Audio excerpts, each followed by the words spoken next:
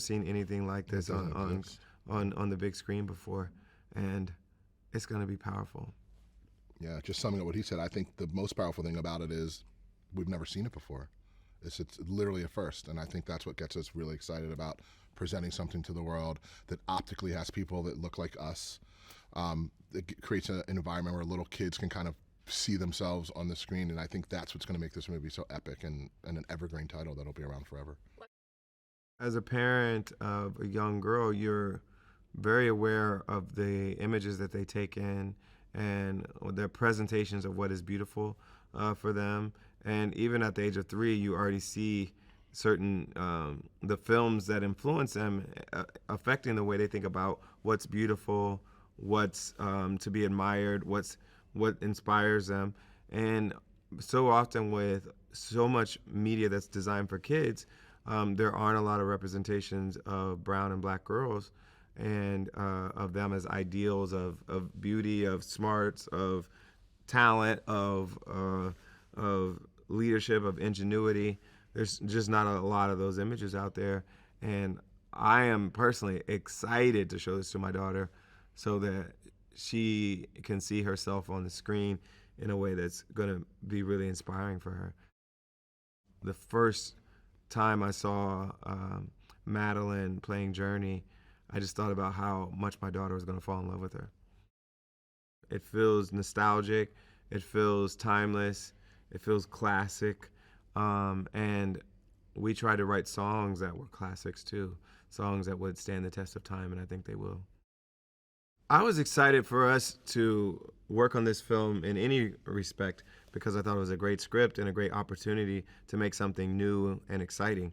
But of course, I write songs for a living, and when David asked me to write some ideas for this film, I wrote a couple ideas, but he brought me the idea of doing something called Make It Work for this particular scene. He described what the energy of the scene would be like. He suggested Making It Work as a title because he wanted to connect the idea of making the toys work, making the robots work, and then making a relationship work, a relationship that was broken, that was estranged. And so I sat there and I wrote that idea. He was sitting next to me on the piano in my house, and I sketched out the idea for it right there on the spot when he said, let's do a song called Make It Work. I sketched out the whole idea, and then he loved it, and then I wrote the lyrics basically responding to kind of the moments in the script that we were at, and just wanted to tell the story and connect to what the characters were feeling in that moment. I didn't know Anika was going to be singing it, but woo, am I glad she is. She sounds so good. She's obviously an extremely gifted and renowned musical actor, and she is killing it. I'm so happy to hear the words and the melodies that I wrote through her voice and through the great Forrest Whitaker. I've never actually had a song that I wrote that was sung in a film. So I've had songs that were on soundtracks. I've been the end title credit for Selma, of course, where I won the Oscar, but I've never actually seen an actor singing my song on the screen before. So this is actually a new experience for me. That was a nice humble brag. It was like that's good. Like a mellow, I have an Oscar. Yeah, that's cool. Drop. Yeah, it's nice. I feel so fortunate that we get to work with the level of talent from behind the camera to our actors. Everybody's just so good at what they do and so excited to be here. It makes coming to work every day very cool experience. And the other great thing about producing is it's not just about being on set. It's all the steps that you take to get to set. It's about developing the script and getting the story to a place where you feel like it's ready to kind of be shot. And it's about being on set and, like John said, getting the actors and putting the team together, watching them execute to the point you feel like each take you get what you need, and then you go into post and you're a part of that process. So producing, it's a full-fledged fun ride to the screen. We love working with Harvey. He's a good friend, and we just trust him. He makes such great musical decisions. He knows how to take something from being an idea to being a full record and making it really fit with the film and with the action on the screen. So working with him has been incredible. I also love working with David Talbert, our director and writer. I think he has a good sense of what he wants the music to be. He is really good at describing how the music should work for the scene. And it was really helpful when I was writing the song to have him sitting right next to me as I was coming up with the idea, because I think the song wouldn't be what it was without his direction, his vision, and then me trying to implement that through song. And again, I think Phil Lawrence and Davey Nathan, they brought their own talents to the project as well. They produced the entire soundtrack and wrote or co-wrote every song outside of Make It Work. Davey is the Israeli assassin, I like to call him. He's just this Israeli guy who's super focused on his music, and he's a great piano player and just super talented. And then Phil Lawrence he produced Beyonce. He was Bruno Mars's MD, and he brings that kind of flavor to the production as well. So between Harvey, Davey, and Phil, and then David Talbert's guidance and insight, it's just a dream team musically. And you sprinkle that John Legend on it, and it's just like a powerful, powerful soundtrack.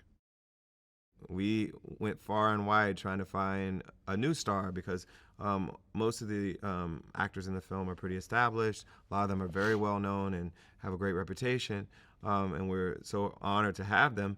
But for the Journey character, we needed someone fresh, someone new, someone young, and it's not so easy to find that person. But we found Madeline, and she is, I couldn't imagine anyone better doing this role. Man, we hit the jackpot. Oh my God, and Lily and Reg, who are casting directors, who did an exhaustive search to find everyone for this film, were fantastic. They worked really well with the rest of the producing team and with Netflix. I mean, Forrest Whitaker, Anika Noni Rose, Keegan-Michael Key, Felicia Rashad, Mrs. Huxtable. We love her. She's everyone's mother. Hugh Bonneville from Downton Abbey, Ricky Martin. I mean, it's just an incredible. Who's Ricky Martin? Don Juan. I've never heard of him. Oh, Ricky Martin is this singer. Oh. He's not, Interesting. No worries. He's an actor now. Oh, okay. But so are you now. You're an actor. You were nominated. He was nominated too. Yeah, Kieran A is a delight. And he literally has never acted before in his life. Maybe a school play, I'm not sure. But basically it was his birthday. Choir. But it was his birthday. He knew about the audition. He begged his parents for his present to bring him to audition. And they're like, sure, we'll spend a couple hours doing this audition. And he booked it. Can you imagine a wiser gift for a young kid to ask for? A better investment in their future. Exactly. He didn't want a truck. He wanted They didn't want a PlayStation. He wanted a check. And you know what? He got it. First audition, first booking. Wow. That's vision. It's vision. I love it. I mean, he set the bar pretty high. But he's delightful. He's a sweet kid. He's always smiling. Maddie tortures him, which is so much fun for all of us to watch. But he's special. I think one of my favorite scenes I've watched this film so far is when Jessica is sending Journey off to meet Geronicus for the first time, and there's that stress of like, when I was a young woman, he wasn't there for me, which is what forced me to leave and start my family, become estranged from him, and now I'm sending my child into that same environment. And I just think that was such a powerful moment of a mother kind of relinquishing her fears for what could potentially be the greater good. And again, it's about second chances and forgiveness, so I thought it was a really powerful scene. I love that this film will be something that's so inspiring and exciting for Luna, but also something that we as parents will love to watch. My parents will love to watch it. I think it's just really entertainment and joy for all generations. This movie is joyful. It's about forgiveness. It's about second chances. There's beautiful songs in it, and it's not all bubblegum. It's like actual family drama that I think a lot of people will resonate with, but there's so much joy in the way the actors are portraying the songs, the way the songs come off on screen. I think people are just going to really connect to it, and I'm so excited for people to watch it. It's for everybody. I think people who love musicals, people who love holiday films, black audiences that will be excited to see themselves on the screen in this type of film that they really haven't seen before. I think so many audiences will love it. But mainly people who like joy. It's just a fun movie. I mean, and one thing we haven't really talked a lot about is the choreography in the film, and the dancing is absolutely out of this world. And I just think, again, people are going to gather around the TV, put on Netflix, choose Jingle Jangle, and have a great time. It's going to be 2 hours of fun.